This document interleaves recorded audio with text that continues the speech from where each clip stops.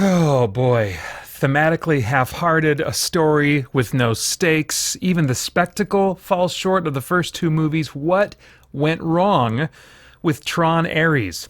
I am Peter Franson from christiangeekcentral.com and Spirit Blade Productions. The IMDb synopsis for Tron Ares reads, a highly sophisticated program, Ares, is sent from the digital world into the real world on a dangerous mission. Yeah, so this takes place, 15 years. I can't believe it's been 15 years since Tron Legacy. It takes 15 years, place 15 years after that, and the Dillinger Corporation is on the cusp of creating technology that will allow digital programs to take on physical form in the real world. Dillinger, Julian Dillinger, specifically the kind of heir of the company, wants to sell this technology to, it seems, the US military, the idea being that, like, hey, we can create, when you're ready to go to war, if you need to go at a moment's notice or whatever, with 5 minutes notice, we can get tanks, soldiers that are all expendable. And, what goes unsaid, but I think is implied by that, is no human lives need to be put at risk. No soldiers need to be put at risk. And this is treated as like the bad thing that we really need to avoid.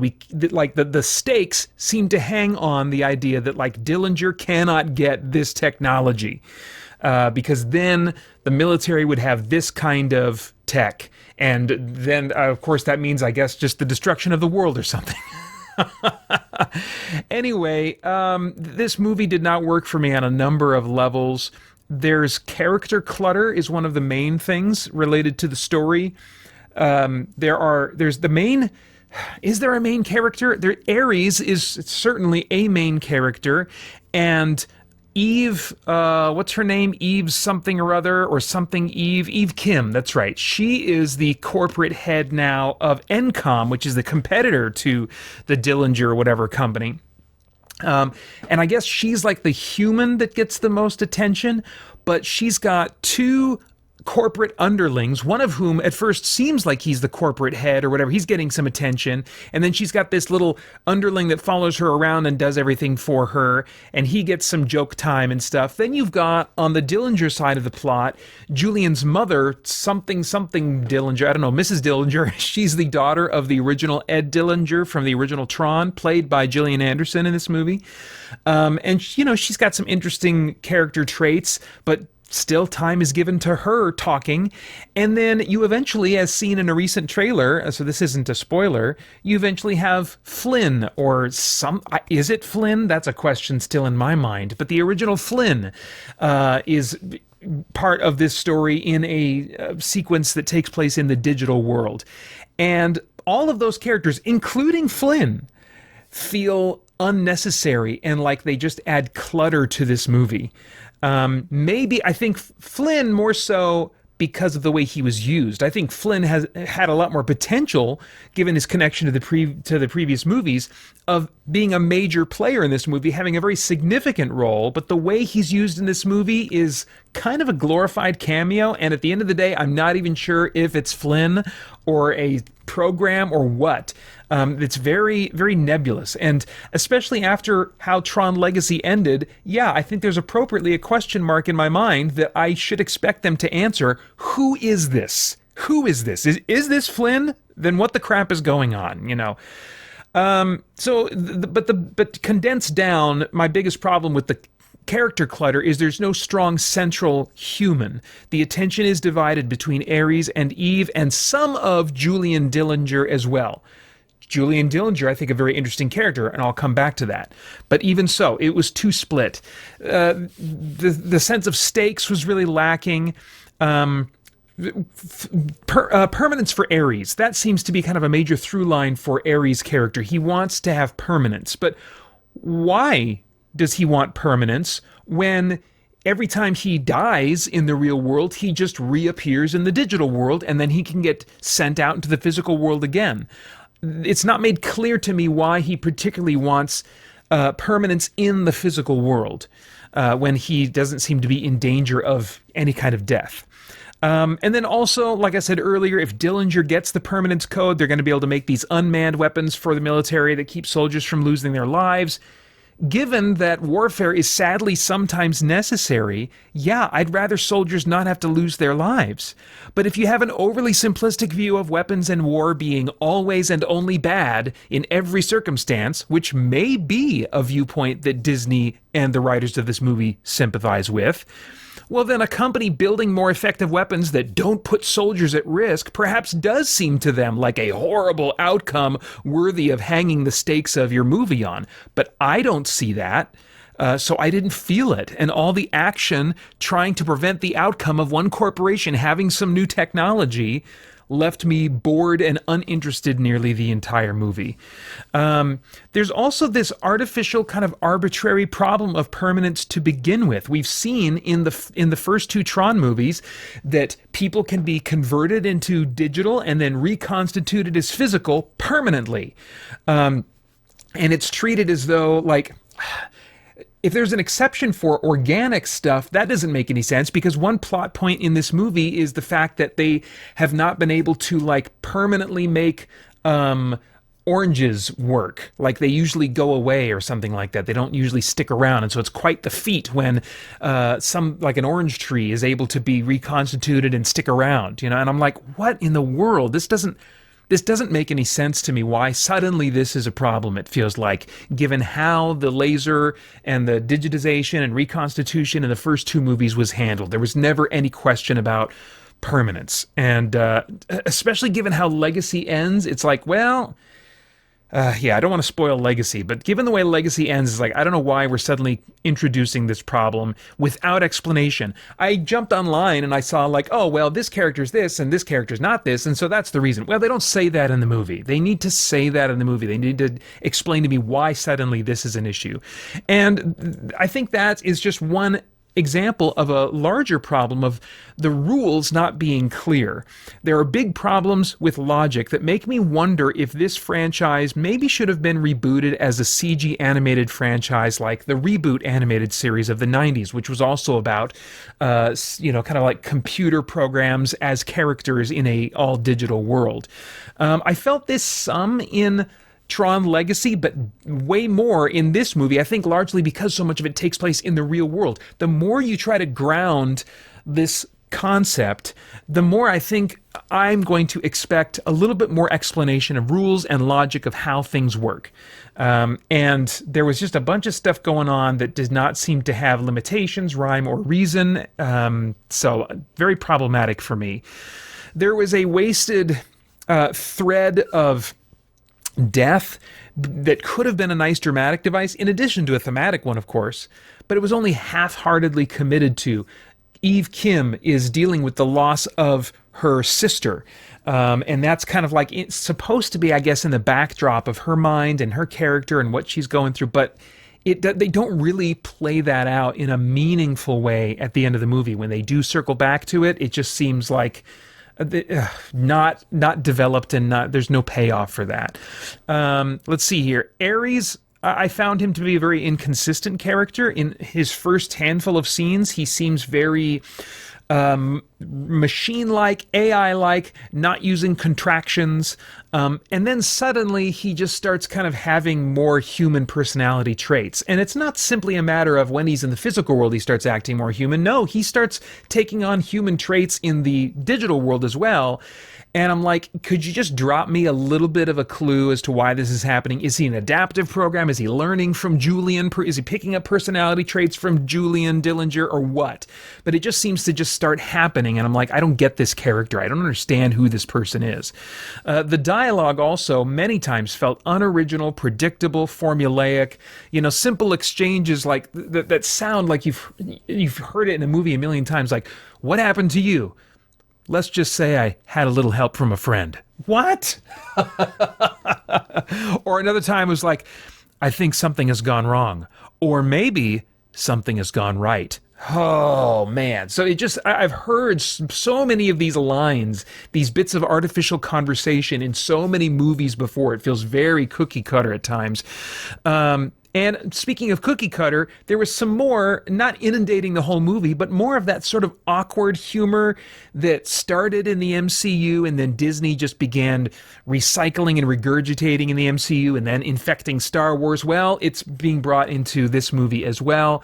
And I'm just like, I'm tired of this playbook. Eve Kim, the main human character, to me lacks relatable personality.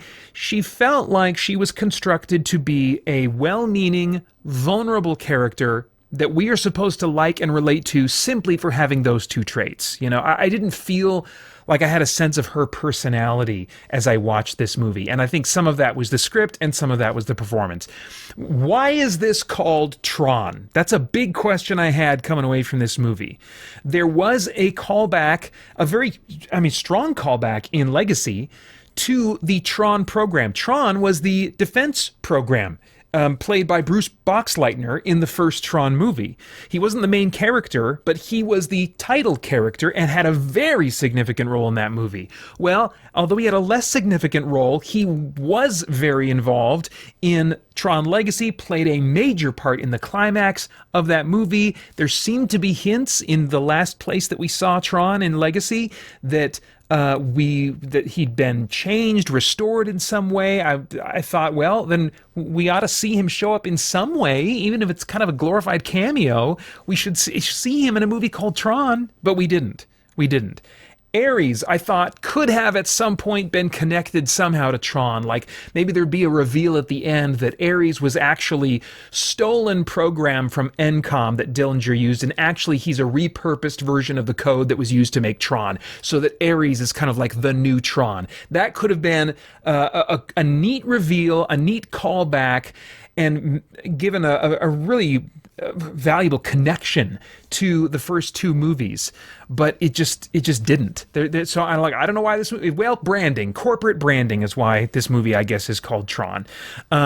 So Ares is this new leading character whose novelty basically is that he's made by Flynn's corporate competitor. I do think that's an interesting novelty, to have a story that is focused more on the Dillinger Corporation and what the programs they've created. I think that's interesting, but I still want a stronger tether to Tron as a character concept. This movie felt like a spin-off, not a sequel. This felt like a Tron movie that would be made when you have a really awesome, profitable Tron franchise that's doing really well, and then you do something kind of risky that's a bit of a side project, a bit of a spin-off. That's what this felt like. It did not feel like it should be the next main entry that's trying to once again revive this property, which, you know, Tron Legacy, I don't know how well that did, but I don't think, I get the impression it didn't do super well enough to get the third movie made right away. It's been 15 years, and so they're coming. This is, I think, intended to be a revival of the Tron franchise, and it doesn't feel like that's what they're doing in this movie. It feels like a spin-off that lightly teases a future that will return to focus on characters from Legacy, Sam and Quora, who are not in this movie. Their likenesses are used, but they as characters are not in this movie. So it looks like there's a tease at the end that we maybe will catch up with those characters in the future. But that should have been this movie. At the very least, they should have been there should have been like halfway, even if you want to make the movie mostly about this new Ares character, that's fine. But halfway through the movie, you've got to re-inject some of these characters from Legacy, instead of the glorified cameo that maybe Flynn, if it was Flynn, got in this movie. Like I said, Olivia Wilde and Garrett Hedlund, who played Sam in the last movie, their likenesses are both noticeably used, with Wilde's likeness in particular a seeming tease at the very end of the movie for the future of this franchise. Very weird, very weird. Okay, as far as cast and performances, Evan Peters as Julian Dillinger was the most interesting performer for me to watch, especially in his final scenes, which make me want a follow-up all about him. Gillian Anderson also was welcome as Julian's mom and the daughter of Ed Dillinger, but she was given very little to do. Julian Dillinger, I could have used more of in this movie. I could have used a movie that actually just was about Julian Dillinger and Ares and some kind of thing going on between them. Ares was too stoic, I think, to be relatable. I think that the performance was fine, but because by nature he's a fairly stoic character, he's just not going to be relatable in the ways that I would really want. I already mentioned the lack of depth with Eve's personality and how the acting plays some role in that. Man, the side antagonist characters are the most interestingly performed. That's a problem in my mind. That's a problem. Okay, but what about the visuals, right? That's what the first movie is certainly most known for, and Legacy, I think, the large part as well. This world of Tron has so much potential, and a lot of that is brought about in the visual execution of these movies. So, did this one at least come through in that regard? Well, not quite, not really.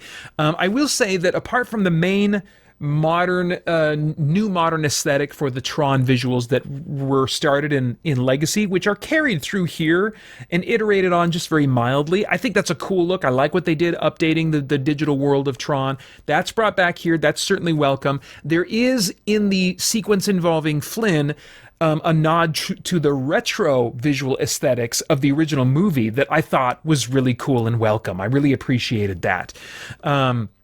It just reminded me of like the rich history of this world, or at least the rich potential of this world. But as far as like the normal visual effects you're seeing throughout the movie, they were enjoyable to see, but they, the story was lacking in stakes. And with so much of the movie taking place in the real world, there's far less sense of wonder and discovery for me compared to the last two movies taking place in these previously unseen worlds for almost the entire movie. So even in the digital world of Tron Ares, the explosions that they were using, some of them looked like just normal explosions. And I'm like, what? In Tron Legacy, when stuff exploded, it was like liquid plasma, like liquid light and voxels that would explode and burst, instead of just normal gas-looking flame explosions. I'm like, what are we doing? There was some of those types of explosions in Ares, but also some that just look like normal real-world explosions. I'm like, what are those explosions doing in this world? In terms of eye candy, having just watched Tron Legacy again this week in the lead-up to Ares, I think Legacy is the stronger film visually. In fact, I would say, in its own way, the original Tron has more spectacle and imaginative visuals on display on a regular basis than Ares. I think bringing digital characters and vehicles into the physical world is a novel concept. It's worth exploring as an idea, but this movie loses a lot for me by not taking place primarily in the digital world. All right, themes. Is there anything of moral, philosophical, or spiritual significance in the themes of this thing that can trigger some worthwhile thought or conversation? I found the first Tron to be rich with themes related to theism, and some of those things came back to a lesser but still very present extent in Tron Legacy. This one, I don't think they're really playing around with those themes of theism, which seems like a missed opportunity. It almost seems like it's built into the DNA based on the first two movies, and then it just kind of gets abandoned for the most part in this one. It has a half-hearted theme related to death and accepting the fact that this life is not permanent. But beyond making that statement, it offers nothing to the topic of grief. It also lightly touches on the idea of purpose, but offers nothing more than to say, I don't know what the purpose of my life is. I guess I have to try and figure that out. So thematically, it's just way underdeveloped. But hey, in my mind, coming from Disney these days, I will take that over a more overt preaching of a predictably bad message. All right, no idea what your tastes are in movies, but if I were a time traveler, I'd go back in time and say, Peter, oh man. I think skip this one. See if it gets enough traction, enough audience to justify a sequel being made, because I'm interested in the potential of where they could go with a follow-up to this movie if they learn from what didn't work in this movie and make improve. I could accept this in the future at some point as a misstep if after this point the series continued, was successful, and had more engaging stories again. But until a follow-up to Ares gets greenlit, I would just skip this one. I don't think it's worth your time. This one's rated PG-13 for violence and action, and those are all of my thoughts for now on Tron Ares. Right now, I'd like to take some time to write a tune for pre-made rhyme. The lyrics kind of never change, but the melody gets rearranged. I never know what I'll create to say how much I appreciate Dan Excel, Gabriel Stinson, Olin D. Branham, Winston Crutchfield, Libre, Joel Nelson, Jake Berry, John O. Wilkerson, Daryl Nawu, and Lucas Kitchen. Thank you for supporting me and SBP and CGC. And now to all who hear this tune, thank you as well. Please come back soon. Want to hear your name in song? Then check out our page on Patreon. All right. As always, love getting your thoughts and reactions in the comments below. Please like, share, subscribe, click that bell to stay connected. I want to thank the Spirit Blade Insiders for making this review possible. You can get the info about the benefits for joining over at patreon.com/Spirit Blade Productions. Then, I hope you'll check out our podcast and stay connected to all CGC content at christiangeekcentral.com as we continue to geek out and seek the truth. For more chat about geek entertainment, answers to your questions, and news from the wider world of Christian geekery, get the Christian Geek Central podcast today on iTunes and other podcast services.